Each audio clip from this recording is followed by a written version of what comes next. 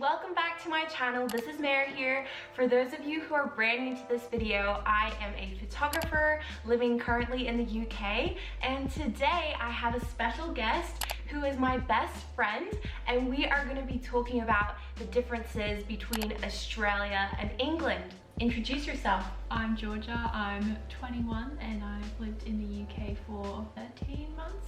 Yeah, I'm a graphic designer. She is brilliant, guys, and creative. She's a really brilliant ideas person, and so we've written down a whole bunch of ideas that we've seen that is a huge difference for us as Australians. And I am quite multicultural, and Georgia's a lot more Australian than I am, and she's been living here a lot longer. Definitely gonna be like the brains behind this video. I can try. So I would like to preface that if anything Georgia says offends you, please do not take it personally. It's just the Aussie in me. We will get into the video. I'll just say that savage probably isn't the right word to use, maybe more so honest. Yes. And so if something offends you, sorry. The first difference, and probably the most obvious one, is the size of the two countries. Australia is actually, I googled this, 32 times bigger than the UK, 3,000% bigger. Wow. So it's, yeah, massive. The population size is kind of swapped around. So the UK in like 1/32 of the space has triple the population, which I've just found really strange. Australia, we drive 2 hours to get somewhere, and we don't really think that's too big of a deal. Or in the UK, it's an event. You know, we pack up the car, like, road trip, get the supplies.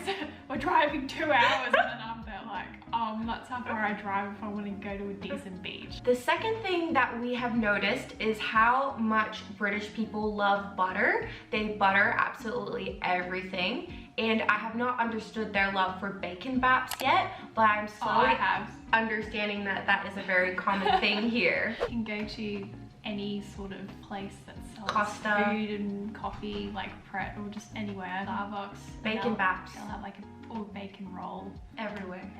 So number 3 is Australia is a lot more relaxed than the UK. Everyone will say that. When you actually come here, you're like, whoa. In Australia, the mentality is very much you work so you can enjoy your life. Everybody kind of has what they're gonna do when they retire, get a caravan and just take off. Or you don't have to wait till you retire. You can just go now and live in a van. Yeah, actually.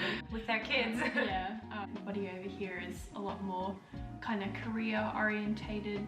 Unless you live out in the country, it's very like busy and work and like kind of detailed. Then Australia is just totally, you know, you work because you've got to earn money, so you can get money to enjoy your life pretty much. Build a pool in your backyard. Minimum wage also plays a big deal. In Australia, you can live off of minimum wage and not stress, whereas here, you can't. I think a lot of people tend to study a lot more, so then they can get paid better, and then there's a lot more pressure on career progression and being able to provide for your family, buying a house. Minimum wage is a lot higher in Australia than in Britain, but that does not stop Australians from going to England. Apparently, I mean. Whoops. Number 4 is about the daylight variation in different seasons. In Brisbane, it's quite consistent all year round. Summer and winter, the daylight is almost the same.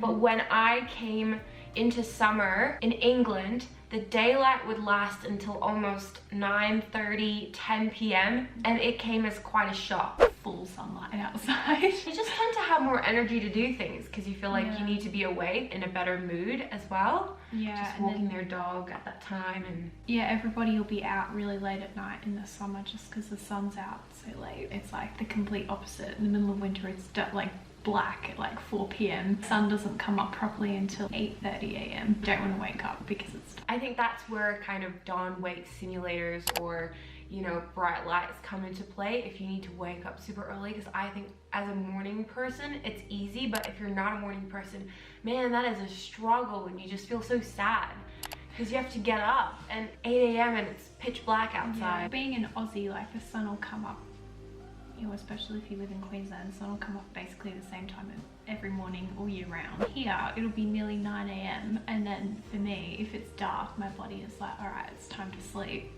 I'll wake up and be like, oh, what's the time? I'll be like, oh my gosh, it's like 9 a.m. If you move here, definitely be ready for the darkness and get yourself lots of lights, lots of fairy lights, candles, anything that makes you happy. Just don't want to get into a slump like I did. Seasonal depression hits people really hard in this kind of area of the world, and I never really understood it, but now I'm like, oh, I can see why people just get really down during the winter, because it's just dark all the time. Yeah. But at least we don't live in Iceland, because in Iceland you get 3 hours of daylight in the winter. I came to the UK. This is the second time. First time I came in the middle of summer, and then I just went to London. The second time I came, it was in January, smack bang in the middle of winter. I just realized I have not seen a single bug the whole time, and it was really weird. Coming from Australia, used to the fact that if you go for a walk, we'll probably see like a snake, or, you know, as a child you're like, don't pick up, like turn over logs and don't walk through long grass. If you see a snake, like outside, this is what you've got to do. There's like none of that over here. One time with running club, we ran through this field and the grass was like super high. You would never do that in Australia, because there would probably be like a brown snake or something in the grass. It is definitely a photographer's dream to photograph here, because you're not going to risk your life, whereas in Australia you can literally die. And I remember one time I was doing a photo shoot with one of our friends, and I stood on an anthill, and it was all green ants. And Georgia laughs at me when I get these ant bites. All the ants are so nice. You know, all of the bugs, they're just like sweet and tiny. For all of my overseas friends that had come to study in Brisbane, they have all documented giant spiders in their house at one point. I had 2 spiders on my leg that were quite big here, but they're not poisonous, although I did get a fright and I like threw them across the room. That was really fun. I thought that Meredith had brung like a huntsman spider over in her suitcase, and I was like, what have you done? Crocodiles in any northern area of Australia, every waterway will have a big sign with like a crocodile on it. Crocodiles may be in this water, don't go in. It's like non-existent over here. Whew.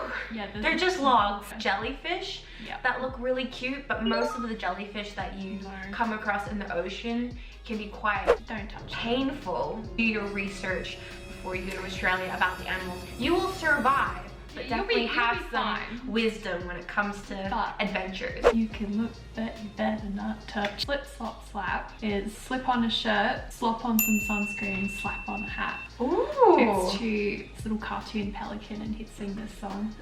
It's like slip, slop, slap, and then it was all about staying sun safe. The UV ratings in Australia are like off the charts. You can go outside, and if it's a high UV day, you know, it could be cloudy, you'll still get absolutely roasted, whereas that just doesn't exist over here. You can walk around in the sun all day and like not get burnt. You can walk around for 5 seconds in Queensland, even in winter, and you can get burnt. Rosie's just sitting with us as we film this video. Just wanted to feature her, knowing how much you guys love dogs. Number 6 is noticing how British people will say things, but I don't think it's quite what they mean to say. They'll go about it in a roundabout way of being more polite about it, or maybe they won't be outspoken of kind of generally how they think it is. Going on about something, oh yeah, that's really interesting, and then on the inside they'll be like, this is the lamest thing that I've ever heard in my life. It'll take kind of a long time to kind of talk around. They're very good at dodging the actual subject, whereas Australians are they're just upfront. They're very blunt. Yeah, blunt is the word. To the point. Not even in a rude sense. Not in a rude way, no. But just it straight up.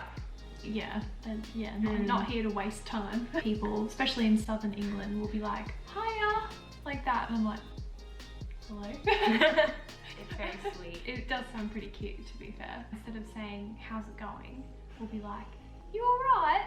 And I'm like, yeah? Do I look sick? Fine, like thinking there was something wrong with me, until it finally clicked. But no, everybody will say that to everybody. Number 7 is how Aussies approach life. They are very informal. They don't take things too seriously. They tend to be quite laid back when it comes to everything. They're not too fussed about things. Not too fussy about having a very fancy, posh life. Aussies do really enjoy nice things, but when it comes to... Yeah, I think most Australians can handle, you know, the outdoors and the outback, and, you know, they can enjoy the best of both worlds. Australians aren't really about the posh, fancy life. City people are a bit. Every other Australian will be like, Oh, those city slickers can't handle a bit of hard yakka. We just have a particular view of like of city people. Unless you're actually from like the countryside in the UK, like most people over here are like city people. If you couldn't handle anything that was sort of a bit more rough, I think going to Australia would bring out the adventurous spirit in you. Like how that girl gets sucked into Jumanji and she's like always on her phone. But when she gets into Jumanji, she learns how to be brave and really live life on the edge a bit. And I think it's a beautiful story. It is a beautiful thing. Aussies want you to live life a bit more and not be afraid of living it a bit rough.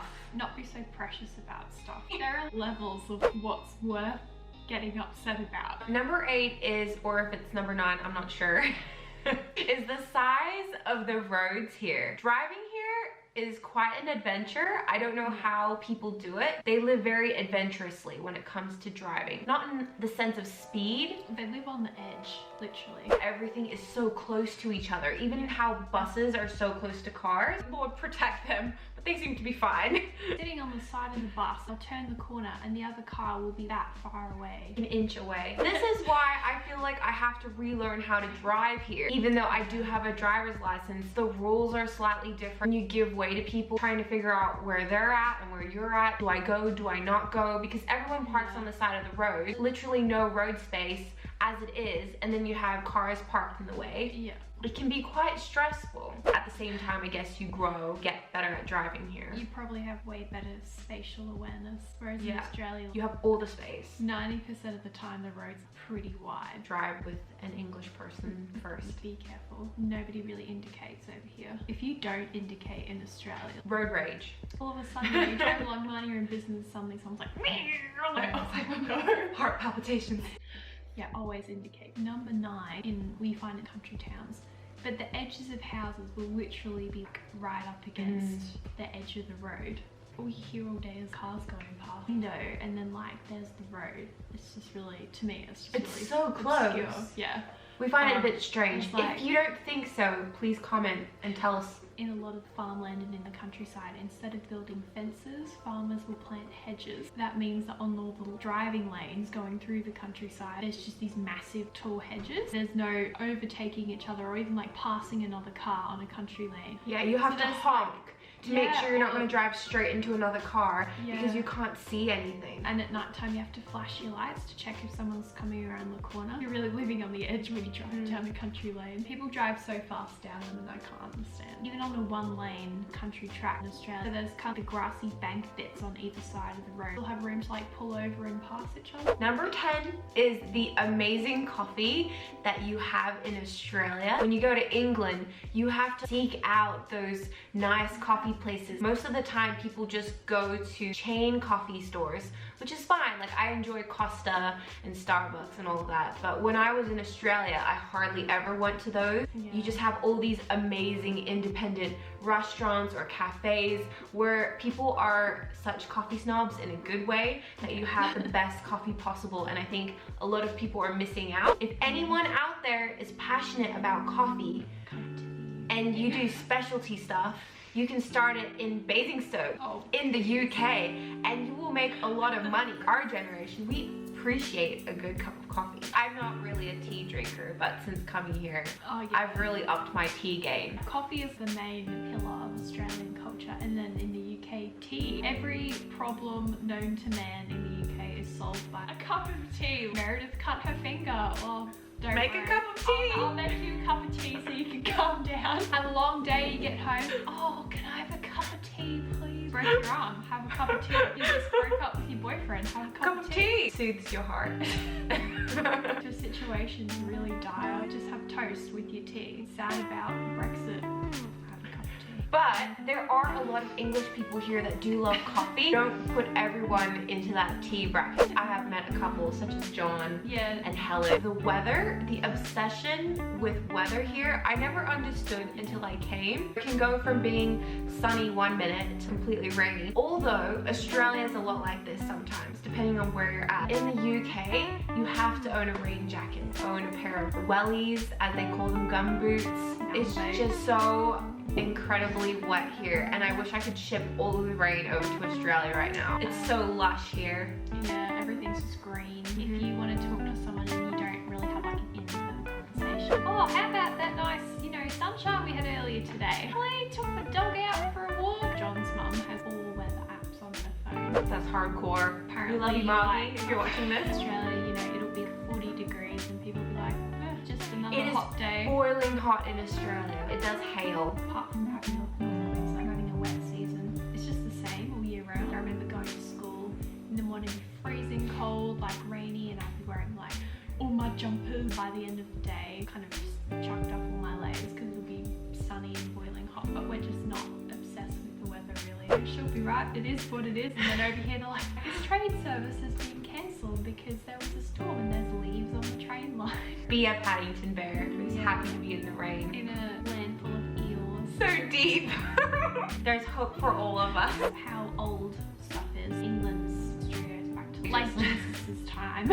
You walk around in England and see different Roman ruins, always on BBC. This person dug up this many $1 million worth of Roman coins and that kind of thing. The history of the monarchy started in like 1066 with William the Conqueror. Over here is really, really old, and then this castle was built in like 12 this and that, and you're like, what? As an Aussie, it's really difficult to wrap your head around that. You can go to a pub and it was like, this pub was first opened in like 1450. Excuse me? In Australia, our kind of white history settled by the British was 1788. Oldest things that we really have are from the 1800s. Over here, there's just so much cool stuff to go everywhere. There's a random castle or old house or mansion, something cool that you can go see that's really, really old and full of history. I remember wanting to go somewhere really pretty and old looking for a photo shoot, and I know in the CBD there's a lot of buildings there, and I remember choosing this one building. Man, I love this. It's just so kind of British and old, and it makes the whole place just look so nice. And then I realized it was the casino.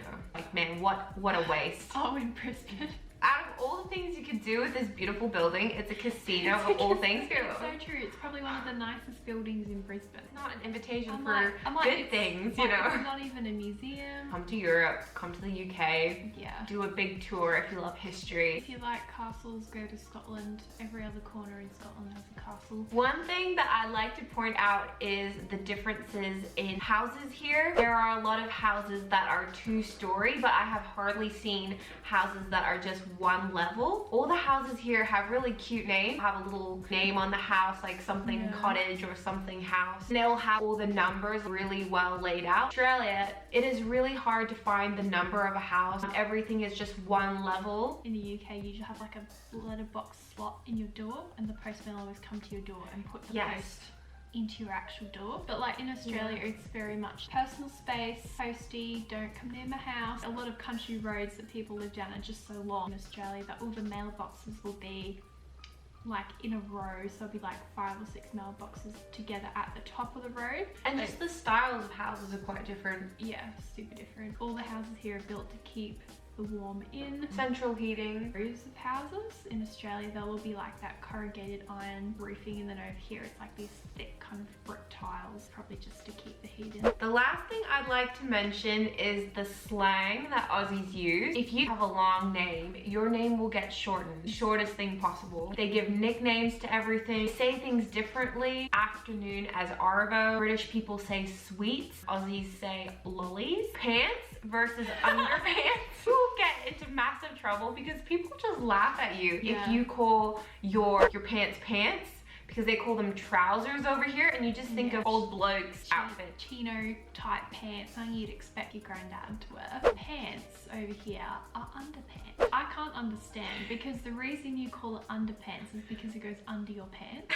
Gotta go put on some pants, and people will be like, okay, see you later. why aren't you wearing pants? Chooks versus chicken. If you want to go and buy like a roast chicken from Woolies or Coles, like, oh, I'm just heading down to Coles to get a roast chook for lunch. Basins in the sink. Oh, well, I mean, that's not slang. Yeah, that's just something interesting. If you have a giant sink and you want to reserve water, train of thought coming for that, but you just put less water in your sink. You don't need a bucket. Really annoyed about this, as you can tell. This might be offensive to a lot of you British people, but we're really sorry. I can't take it though. Wash up. They'll have their perfectly usable, nothing wrong with it sink, and they will take an extra plastic bucket and put it in the sink. Wash up like this. And Afterwards, it gets moldy. then you have to wash up the bucket. Why don't you just use the sink? Clearly affects me on a very deep level. Whoa. You should talk about the accent. How that it's not just one British accent, but many different kinds of accents. I'm trying to forget about buckets for a moment. Yeah, in Australia, everybody pretty much has the same accent, unless you're like really from the country. But in England, you can go between towns. Everyone from a different town will have a different accent. You can pick where people are from in the UK by how they talk. Started picking that up when I met different people in Basingstoke. Everyone would sound different, and then I would identify someone else that I didn't know with the person that I knew from around this area, and I realized, oh, actually everyone has different accents. I think what most Aussies think of as a British accent is kind of like that BBC presenter. Here we have the humble otter. This otter likes to I'm not even doing a good job of it. Look around and go and find all of his other otter friends. That's adorable! I really do love British accents. Very enjoyable. Keep talking, your accent's so great. Yeah, it's beautiful. The further north you get, the more people sound Scottish. If you're from the north and you live in the south, you get made fun of. A bit like Queensland versus New South Wales, and they'll pronounce lots of words differently. Robin will kind of say glasses like regular people, and then Robin will be like, I love these. You see my glasses? I'm like, sorry, I don't know what glasses are. I'm joking, we love you, Robin. Thank you so much for joining me in this video with Georgia. I have really loved having her here because we experienced life in a similar manner moving from Australia to England.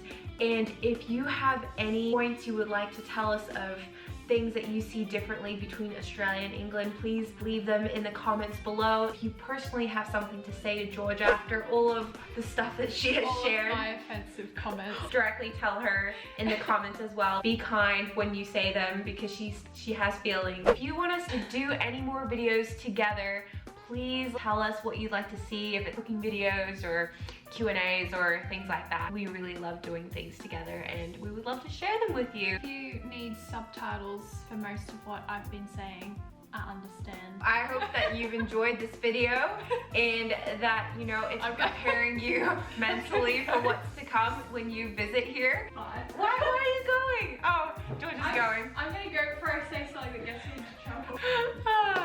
Thank you for watching this video. If you like this video, please click like, subscribe for more videos. I hope you have a wonderful week and that you're enjoying 2020. I will see you guys next time.